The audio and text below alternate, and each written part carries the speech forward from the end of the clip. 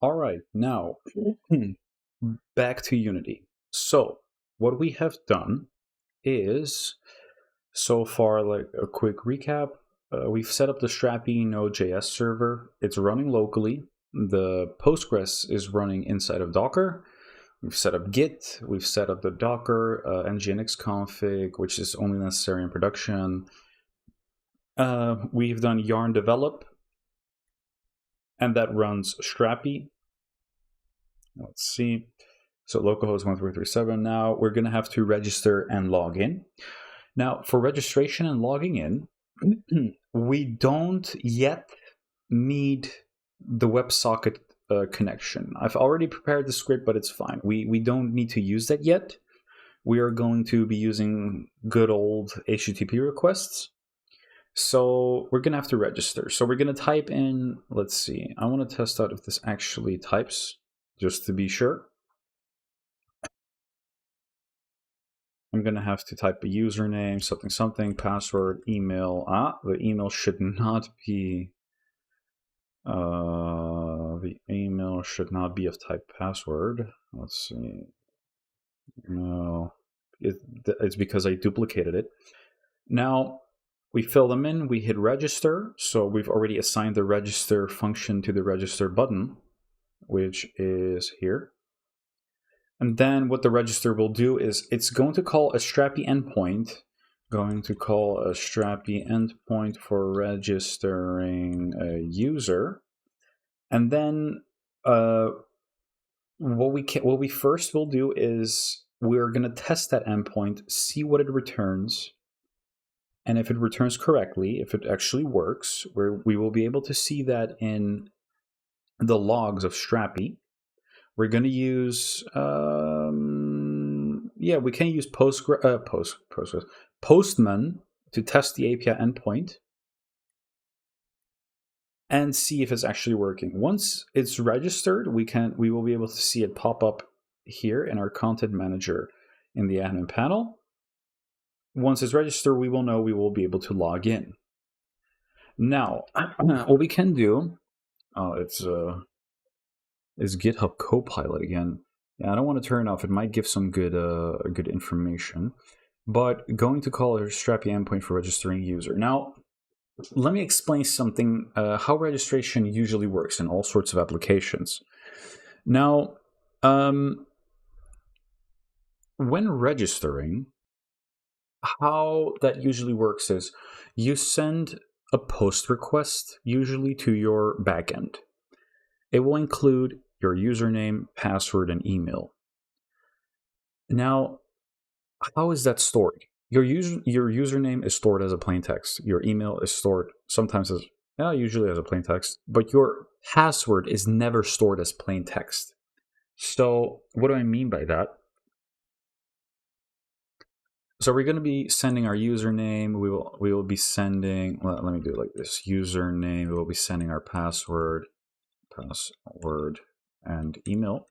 Now, usually with a username, it is, I don't know, the legend 27. Your password is, no, not one through. Why is Copilot suggesting this? This is horrible. No. Give me XX Fiora Master XX. Now, it does not store this as a password. It hashes it into something like a very weird string. Why? Because if a database breach ever happens, God forbid it happens, the hackers will see the legend 27, but they will not directly see your password. It's an encoded, encrypted, a hashed password.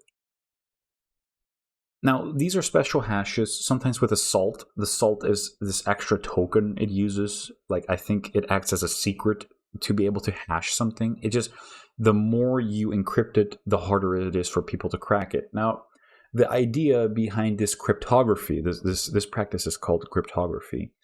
This is a one-way ticket. You cannot use the same algorithm to reverse it. It's impossible. If you have this, if you hack this, if you hack a database and you see this, you cannot deduce, you cannot get the actual password from it. Hashing is a one-way ticket. It's supposed to be a one-way ticket. Now, your server will store this in the database. Now, every time we log in, we send these, but the server hashes this again and tests the hash with the existing hash. Does that equal each other? Then we are logging you in. So this is basics 101 of authentication. It's actually never storing this. It's only storing this hash. Now, each password has its unique hash. So if I remove this X, this will suddenly change to something different. If I restore that X, it will go back here. Now, I can actually show you. I can show you this in action. Let me go to DevTools, Advanced. All right, so I can show you this in action. So let's go to the hash generator. You entered a random text, a password, xxv your master, and you can see these are different types of hash algorithms, and each unique word input has this unique output. So let me remove the X and back. Watch what happens. Back. The hash stays the same. It's unique. Unique input, unique output. It's like a pure function. So that's how the cryptography works. You put in a password and it spits out a hash. It compares the hashes when logging in, and if it's the same, we're done here. It's a one-way ticket. You cannot go back unless you brute force it. Now, brute forcing it, that's why people say it doesn't matter if you have difficult signs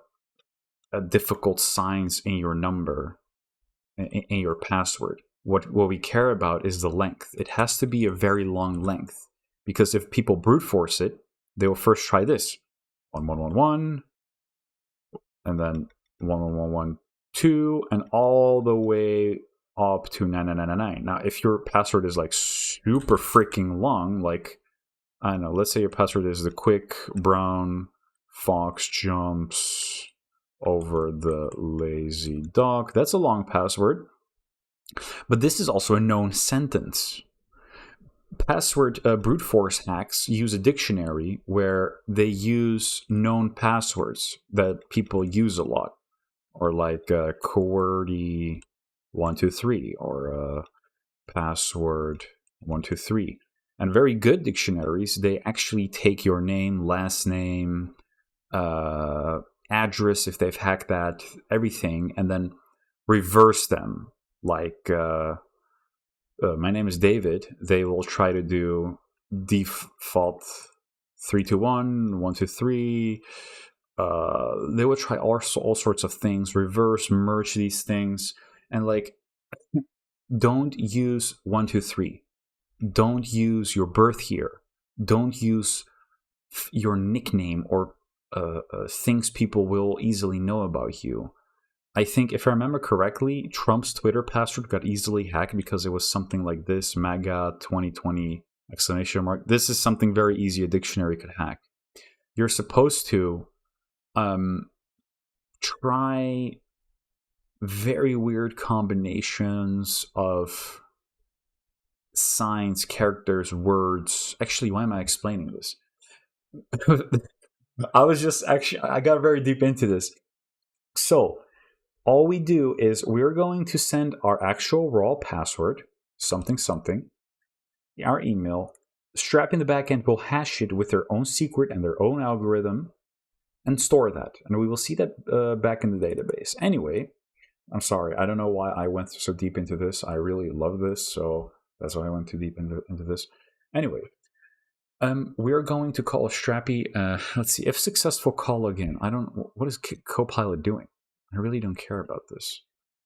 So, now, before we begin, let's open up the socket manager. I want to store. I already know that I'm going to call the localhost 1337 registration endpoint, but I am also in the production I want to call the same function, but with the production IP. So I would like to make one source of truth, one variable here. Public string connection URL. And also, let's make this a singleton. So public static, oh, there we go. Beautiful. It's already doing it for us. Can it also do the awake for us? No. Oh, it does. Oh, but yeah, we don't need that. That's even wrong. See, even GitHub Copilot is wrong sometimes. Let's save this and go to our script. Let's make a socket manager object, because in the game manager we have this. We also want to make socket manager, add the socket manager, and our connection URL will be HTTP localhost 1337. So let's see, we can hit save. So now we can access this anywhere. So I can now literally do this, socket manager instance connection URL, and I access it because of the singleton design pattern. Ooh, this is interesting. So HTTP requests happen with HTTP protocol. WebSocket requests happen with WS protocol. I think our socket manager is going to handle that for us. Usually we would also have to make the socket URL. And if we have an SSL certificate, instead of WS, it will be WSS. But we don't care about that for now. We have already registered, cloned the GitHub repo and the package manager of the socket.io client. But forget that. We're going to use HTTP request to register. So right now, let's type in var request. And then it will be a new Unity. Wait, let's see what. Oh my God. So it's interesting. He is right, as in this is the endpoint, and we're going to post to that. But he's not fully right. I already know Copilot. So Copilot auto-completed this, but this is wrong. It's using the Strapi version 3 endpoint, but we are using the Strapi version 4 endpoint. First of all, we have already defined this, so we can literally get the connection URL from here. Socket manager instance connection URL plus. So the v4 version is /API/auth local register. Now, that is our request. Now we still... Oh my God. Okay, Copilot is pretty good. It has already constructed the JSON that we have to send. Let's see what else it does. This is... I prefer not to do it this way, but let's keep it like this. In the login function, I will do it my way, which is a bit more clear because you're not going to come up with these slashes on your own. But let's see how this works. What does he do? Upload handler, download handler. Oh my God. Yes, request, send web request. Okay. This is going to work. Copilot did all of this for us. So it constructs the body that we have to send along with the post request. It encodes it in UTF-8.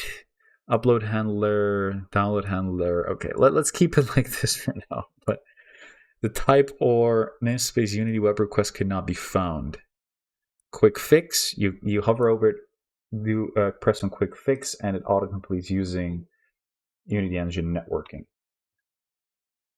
So I think this will work. Now, what's funny is this is actually not going to work, and I'll show you why. Watch this. I already know it will not work, and I'll explain why in a minute. Let's just try it out. So let's try, let's see real quick. Register call, it's taking our register username text, register email, register password. All right. Register username, email, password. Now let's see. Will that work? The legend 27, simple password, email, something, email.com. Boom, register. What happens? Auth local register was posted, was called. Wait, did that work? Let's refresh. Oh, it worked. Okay, so why am I surprised? Because by default in Strapi, all your endpoints are protected. You have to actually enable them to the public before using them. I just realized I've never gone through this. I mean, I've only shown you content type builder and content manager. Media library, you can upload your media, your images, but we're not going to do that. This is for editors and marketers and salespeople. Plugins, yeah, so you can download plugins from the marketplace. A lot of people, nice people, have made certain plugins. Let's sort them by downloads. Internationalization, Transformer, GraphQL, a nice one. SEO, import, export, entries, color picker, Sentry, Swagger. You can install all these plugins. We're going to use none of them. This is very nice. This is Elastic, like .NET has Elasticsearch, which provides like very fast search by indexing the database neatly. Entity relationship charts. Ooh, this is very nice. I haven't tried that. Order content type entries via drag and drop. Oh, okay. What else does it have? Prometheus, country select, init, passwordless. Oh, that's funny. I built my own. Local image sharp, dynamically and based. I have to try all of these out. This is very nice. Fuzzy search. Ooh, I like that. Stripe payments. I remember in one of my projects, I created my own Stripe payment flow and later found out that someone else had already made it. So anyway, what I wanted to say is by default, endpoints are protected. It looks like registration endpoint was not protected. So let's see. Usually, overview, API tokens, we don't care about that. International, we don't care about that. Media library, responsive friendly upload. This is a lot of settings, webhooks. This is nice. Administration panel for roles, author, editor, super admin. This is me, email plugin configuration. Let's skip this for now. Providers, login providers, that's nice. Email templates, advanced settings. Now, roles. Now, what I really don't actually like that much, but they probably have a good reason for it. Remember, collection type users. You can also make characters and skills. The user collection type is installed as a plugin. Yeah. I think roles and permissions, yeah. I find that weird. It's as if Strapi made their own plugin, which makes users available. I don't know about that, but anyway, all the user settings is coming from this plugin in the settings. You go to roles, public, and now here, it's a very weird hierarchy, but if you want to go to the public accessible role, so everyone that can call an endpoint, here you can set their permissions. So for example, users permissions means users. As you can see, register has already been checked. But if I do this, for example, actually, let's skip this for now. It worked. We don't care about that. We will come back later for our own content types. So let's see. It has created the Legend 27 with email. Password is not visible because we Strapi hides that.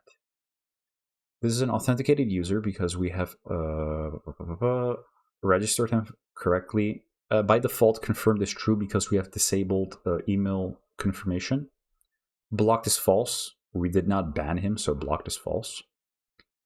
Let's see what happened. So now we're going to have to log in. We're going to have to make the login functionality. But as you can see, register, Copilot perfectly made that. So we create a new unique web request to auth local register. Let's see, string JSON. It creates the body, encodes it. And then, all right, fine. Now the login.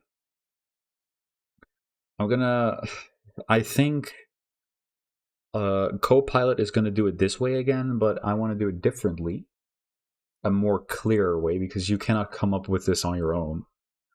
So logging in, we're going to have to use coroutines, because here,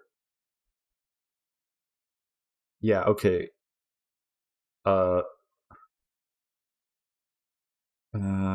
do I go?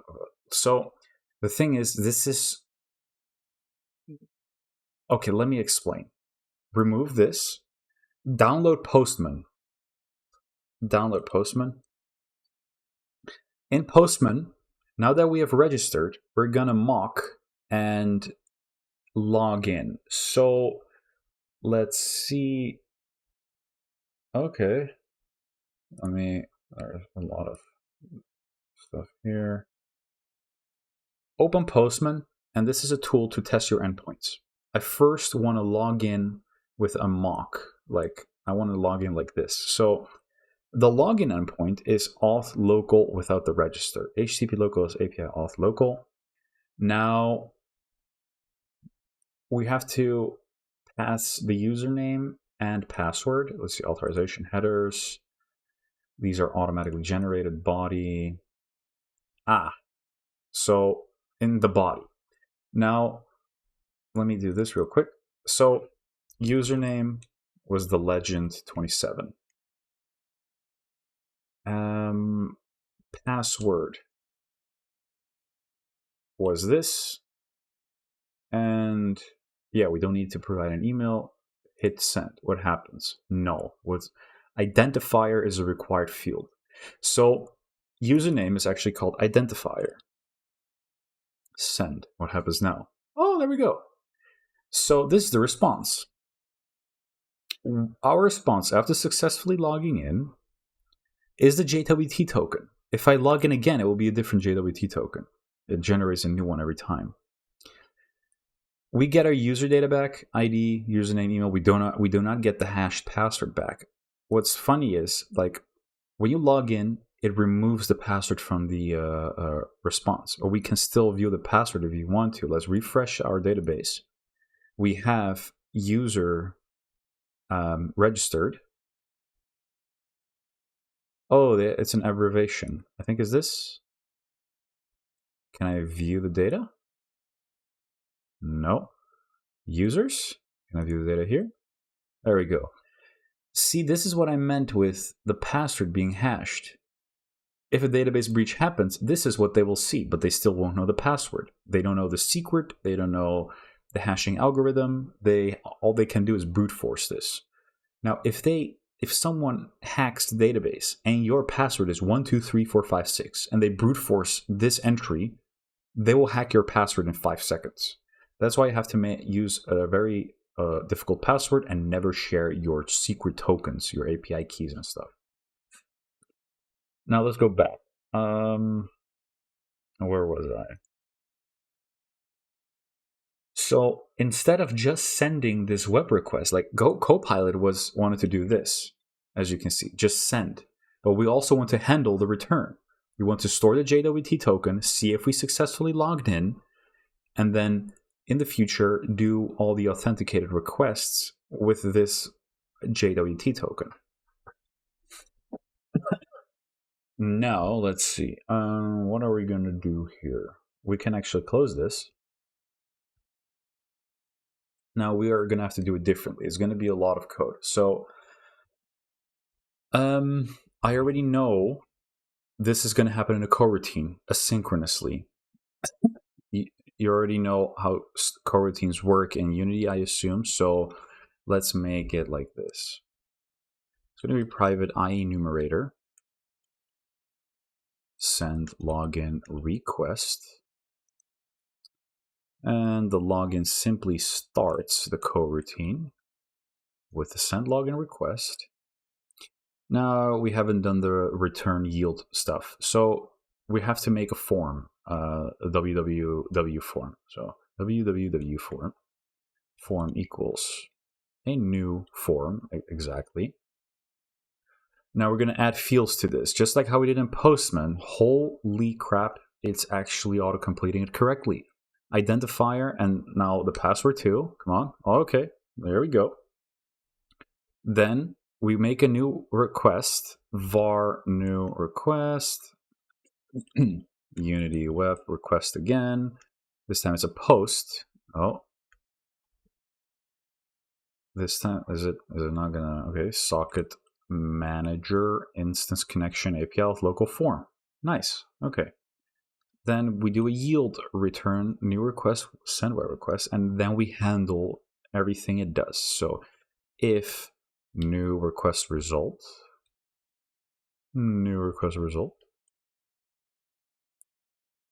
does not equal success. So does not equal success. Something happened. We're gonna. I just like to say, oopsie, something happened, and then we do a yield break. Close it. Now, if we are here at this point in the code, that means we have succeeded. Sorry. Oh, we're gonna do some encoding again. Encoding UTF-8. Get string, exactly. So basically our request has a download handler and we get the data back and we encode it in UTF-8. Now we have to parse it. Resulting object equals a J object. Wait a minute. Why is this not working? It's not. Hold on. This is odd. System text. Newtonsoft JSON link. Using Newtonsoft JSON link, but wait, it's supposed to. Does this not? Oh, I am missing the JSON net. We have to install that as a package manager, I think. So Newtonsoft JSON was a separate package back a couple years ago that was handling very strong parsing of objects in JSON. I think Unity has integrated that inside of it. And it's not installed yet. JSON? No. In project? JSON? Newtonsoft JSON, we already have it. But I want JSON net. JSON serialize? JSON? Oh. That is odd. I already have Newtonsoft JSON. Why is this not working? Let me go back. It did do this. Object using system? System. Does that work? Object, no. J object. I want J object. J object. Hold on. I'm going to pause the video for a minute to research what's going on here. I'll be right back. All right, so I managed to fix it, but that was super weird. The way I fixed it was you have to type in using Newtonsoft, but this still was not readable. It still was not available. I had to close VS Code, go here, assets, and open C# project again, and suddenly it was available. This is what I mean with Unity has issues with VS Code. Sometimes you just need to close it, open C# project, and it works. So anyway, if I do this now, J object, there we go, Newtonsoft JSON link. It's an internal package now. It's so super weird that it didn't work. Anyway, yeah, he's right. We're gonna parse the result.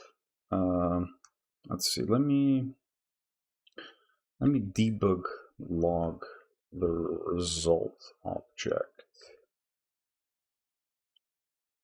Then let me check. Yeah, this should be fine. We just want to test and see what's going on here. So we're going to run the game now.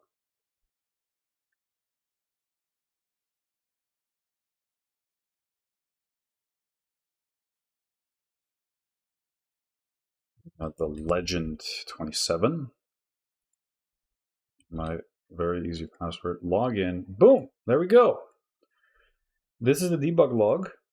Now all we have to do is we're parsing this and just assign this to the variable that we had made here, JWT token. Beautiful. All right.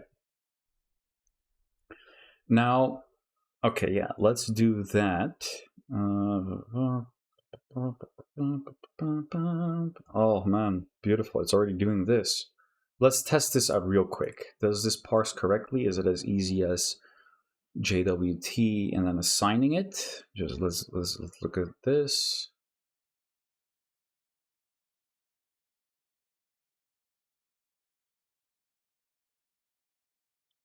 The Legend 27.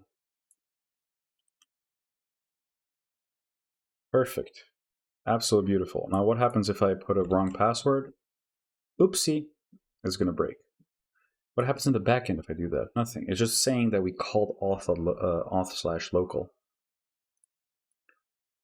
All right. Now, after successfully logging in, so at this point, we had already made our open select screen, right? So we can do an open select screen. Wow, Copilot is a genius. Then let's write this. So populate the character select screen, and we will also have to populate our with the characters on the server, yeah, and then populate our info on select screen. So the way this works, I remember with Strapi version 3, you could modify, I think you still can, but you could modify a successful login response. So besides only giving the JWT and the user set stats, you could also give it any other response. So I want the list of characters immediately after logging in. That was pretty easy to do in Strapi version 3. In Strapi version 4, it's a bit more complicated. So we're not going to modify this exact response. What we're going to do is, after a successful login, we're just going to fetch it again. We're going to fetch the characters this time. Now, this is going to be fun. So let's close this real quick. Oh, it's already closed. Now let's go back to Strapi. Now we have to actually make the characters. So content type builder. So we're going to make our first content. Create a new collection type. Display name. It will be character. And so its core name will be character, and plural means you have multiple characters. It already understands you have characters. Advanced settings. Uncheck this. So we do not want to make use of the draft and publish system. This is such an editor marketing type of stuff. Just hit continue. So now it's asking us, okay, what type of properties does your character have? Now, obviously it has a name, so give it name. It's going to be of short text, advanced, default value, required field, unique field, maximum length, minimum length, nothing, just basic settings. Name. Actually, yeah, let's just keep it like this. A character has a name. Add another field. Character also has a description. It's also going to be a text, but this time a long text. We're going to call it description. We're going to call it description. Anything here? No, not really. Oh, you can even put a regex pattern. That's awesome. Description, add another field. Now, a character can have an image, a face. Now, usually you would do a media, but I don't want to store media here. It's a bit complicated. I always like to store a pointer to, for example, Amazon S3 bucket service type of thing. But I usually use Imgur for image links. So here I put image URL. So this will store the Imgur link to an uploaded image. Let's go. Now, a character also has a starting health. Each character can have different starting healths, and we can define that in our admin panel. So let's call it, it's a number, it's called health. Number format is of type integer. Does it have advanced settings? Default value 0. Actually, the default value is 100. Add another field. Let's do mana. Integer default value 100. And there are more coming, but let's finish it for now and hit save. When we do this, your server is going to restart, and you'll see that here. Why is it not showing it here? Ah, there we go. It restarted. Server's restarting. Boom. It has restarted. We can go back. Now we have a character collection type. Now if we go to the content manager, we can manually create a new character. What is its name, description, image URL, health, mana. Now, before we do that, actually, yeah, let's make a character now, but there is one thing missing. Where are the skills? Now, the skills will come later. But first, let us fill in our first character. Let's, well, I already have some mid-journey generated images. I will post those links too in below the video. Now, I already have an image, for example, this one, generated with Midjourney. You can use this commercial if you want. It's fine with me. I have paid for the subscription. I've generated this under the subscription, so you are allowed to use this commercially. You're free to use this. It's pretty cool. When I look at her, I think of a big, cool mechanic. So I would like to call her a big, cool mechanic. And oh, we already have named. I've already named it before. Yes. Now, health and mana, because we already put them at a default value. The image link will be, yeah, exactly this image URL. Description. This character uses her fists to really teach the opponent a lesson. That's it. Hit save. And we're going to make one more character. I already have another image for her. Let me show you. Beautiful. I love Midjourney. So we already have an image for her. Let's see, character. We go back to character. We add a new character. There's the image. Magic wizard. Yeah, that's fine. A beautiful blue wizard that uses dark magic. Hit save. So now we have the characters. Now watch what happens. Let's test. Let's fetch this. So actually, let me do this. I'll open up a browser tab because we don't necessarily need Postman to test these endpoints. We can literally do that here. So localhost 1337, always start with API and then characters. Forbidden. Now this means it is protected. All the custom entities that we've made, by default, they are protected. Now, had we done /5, that would mean fetch me character of ID 5. Now, how do I know this? Simply from the documentation of Strapi. Strapi has an amazing documentation, and I really recommend you to look at that. Sometimes you can also just look into the code. Now, for example, I'm sorry, you can look into the code, and when we made, let me check, API, when we made the character content, it generated this folder with its content types, its schema. So it has a name of type string, description of type text. We don't even need to use the Strapi admin panel. We can, if you're nifty enough, just create this script and it will replicate itself in the admin panel.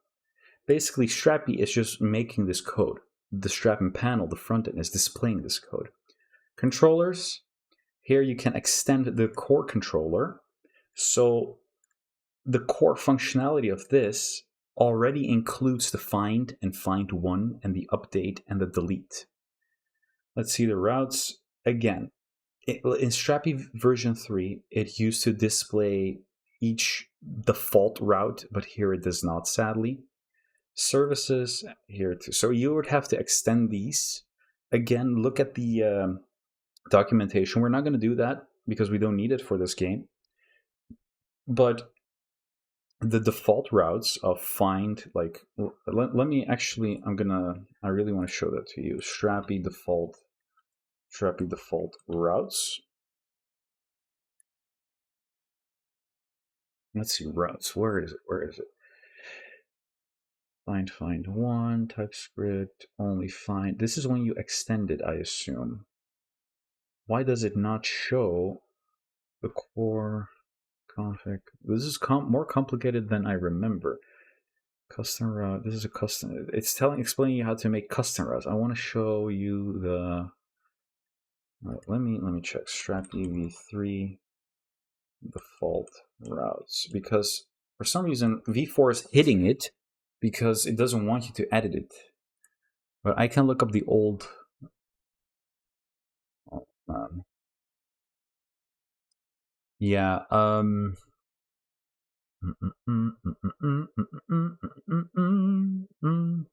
Never mind. That is old information. Let's not focus on that. Anyway, in its core, by default, it does the find and find all. Let's see. Policies with middlewares, routes, requests and responses, middlewares, controller. That's pretty nice. It's a very nice documentation. Routes, backend migration, updating, migrating core routers. That's interesting. These are migrations from version 3 to 4. Path get. Yeah, so this is what it used to look like. So apparently this is how you do custom routes too. You specify the method, it's a get or a post. The path will be restaurants with its category name and ID. Find one by category. Find one by category. Handler. Find one. This one region. Find one by region. Post restaurants with an ID. So /ID number. Anyway, let's go back to Strapi. Let's go to settings. Because remember, do you remember? I got a forbidden error. We go to rows. We go to public. We go to character. Find. Yeah, bound route to API character, get API character. So we have to turn this on. Had I done find one by ID, but we don't need that. Update is a put. Create is a post. Delete is a delete. Now find is just a get. So save. And now I should be able to just, let me do that again, localhost 1337, characters, let's do that here. Characters, boom. Excuse me. Of course. You have to always prefix it with an API characters. There we go. Now, this does not look pretty. Let's go to DevTools Advanced. Let's go to, yeah, there we go. Here's your JSON data here. So the structure is pretty important. Data, the first one is the first character, second one is second character, and it also gives you the pagination meta. That's pretty nice. That's very, very nice. If you have a lot of characters, already gives you a paginated response. We have to be careful though. It does start with an ID. It has an ID, but then everything is nested under attributes. That's interesting. We have to take care of that soon. Now we can access this. The description, the name, the image, health, and mana. So when now in the select screen, of course, we're only going to show this, but it does not have the skills yet. We still have to make the skills. So let's go back to Strapi. Actually, let's not make the skills yet, because we don't need the skills in the select screen yet. So what we're going to do is, let's try logging in again, and I have already made the logic of it switching over to the select screen. So the legend 27. The legend 27. Log in, and it should move. Boom, there we go. These are placeholders. Now we're going to have to populate these, and we're going to have to show all the characters. As you can see, we haven't made the prefabs yet. So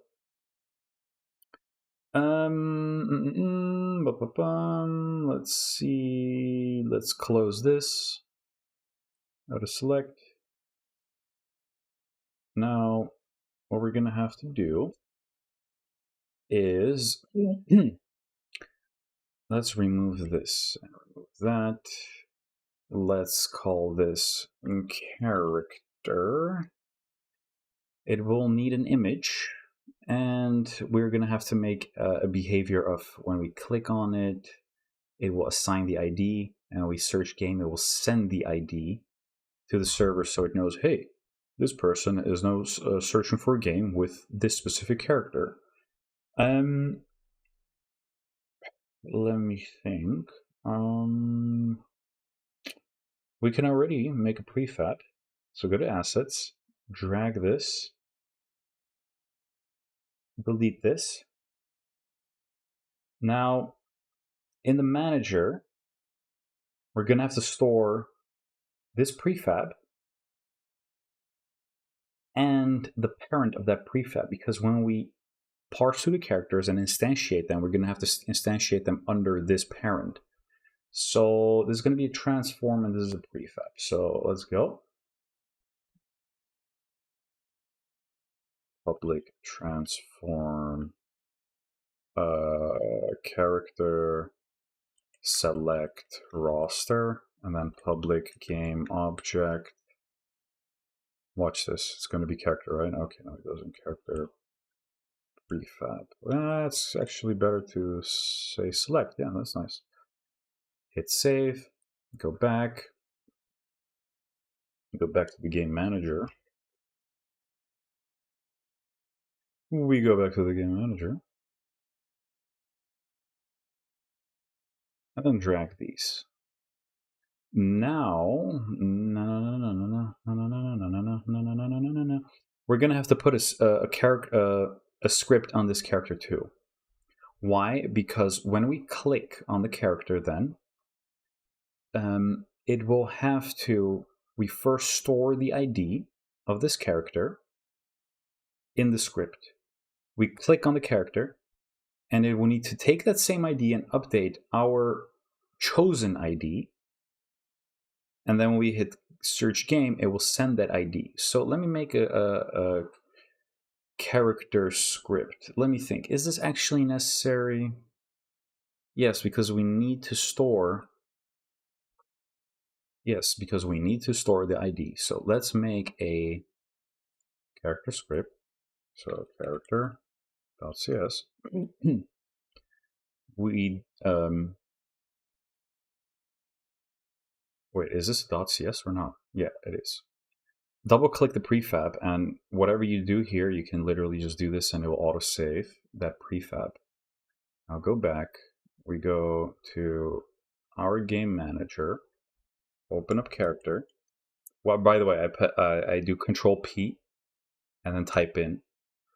So we're gonna need is we will get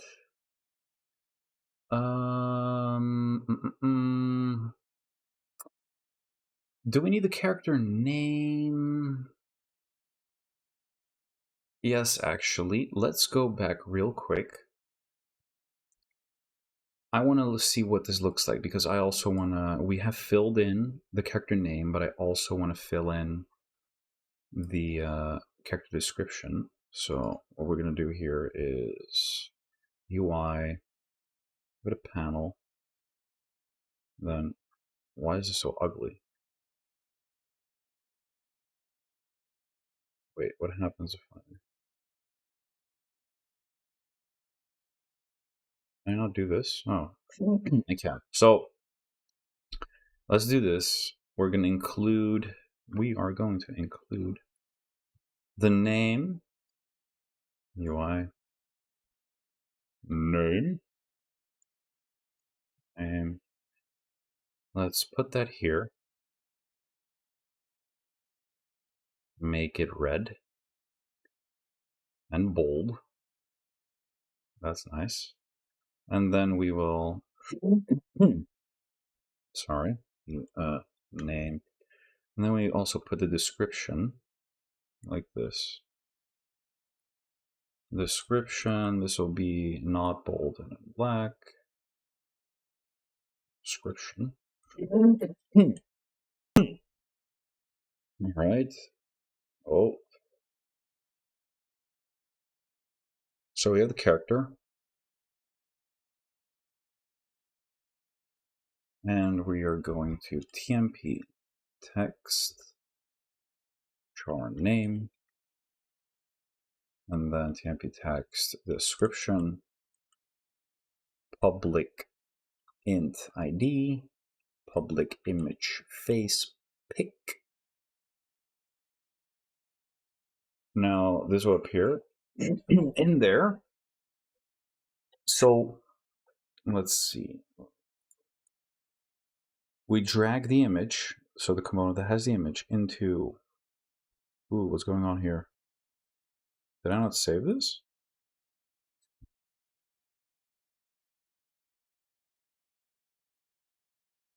What's going on here? It's char name, char description. Where is it?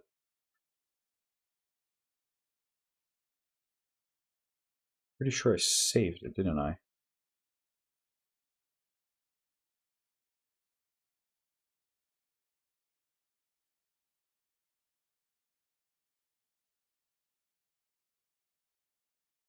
What? What? Why is this not working? Do I have to save this or something? Can I do this again? Let me check. Oh.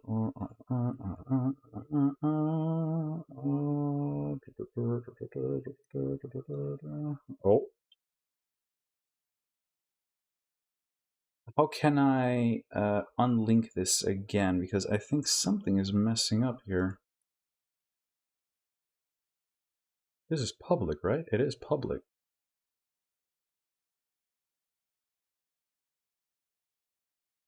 Microsoft Unity Visual Studio. What? What is this? Of course it won't work. Unity Engine UI. Oh, wow.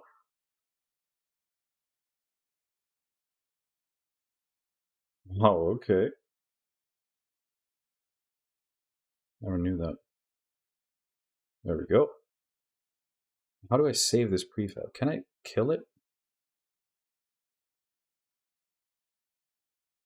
There is this.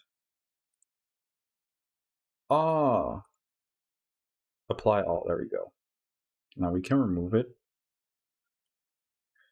Game Manager, we've already done that. So we are now going to continue our code. On successful login, by the way, this is pissing me off. Just select it with your prettier Control K, Control F. Yeah, populate this character select screen. Let's make it a public void populate character select. Let me think, because I'm also gonna need to. Yeah, we're gonna have to parse. Oh wow, what is this? Request socket instance characters? Yeah, sure. We don't need the JW yet, but wow, this is almost right. This is almost right. Except this is wrong. Resources load. It's going to need to download the texture. So we're not going to use this. But first, let's think logically. Let's fetch the characters. So var characters response equals. Actually, it's not a response. What I'm doing, request equals Unity web request. It's a get. It's a socket manager connection URL API characters. API characters. Yeah. Then we do yield return characters request, send what request. Then we do the exact same thing if it's not yes. All right. Then var characters res equals is gonna, yeah, okay. Copilot, man. And then it's gonna, of course, perfect. Now I want to make, I'm first fetching the characters here. Then in the populate character select, I want to iterate over those characters and display them. But that means I have to store the characters in a variable. But what is the type of that of those characters? Now, I have actually made those types beforehand. I have not generated them. These are made by hand, and they come from debug logging this response, and basically the one I showed you from, I already closed it. The response I showed you in DevTools Advanced, where you saw the pagination, its attributes. I've already created that structure, and I will, let me think. This is going to be a copy paste, so I'm going to provide it in the video below. So you can copy paste that too. So let me quickly look at where I can find that. Let's copy that. Let's make a simple script. There's going to be types. We're going to store all the types here. We're using C#. We've got to use types, and boom. So it's very simple. Character data. We saw it had an ID with attributes next to it, but the attributes were the name, description, image URL created at, updated at. Character response with a meta, and we are not going to use this, but we still have to provide this type so it doesn't crash. Now, let's do it like this. All right, I'm going to end the video here because it took 1 hour, and I want you to copy this, create the type CS, and we're going to proceed in the next video.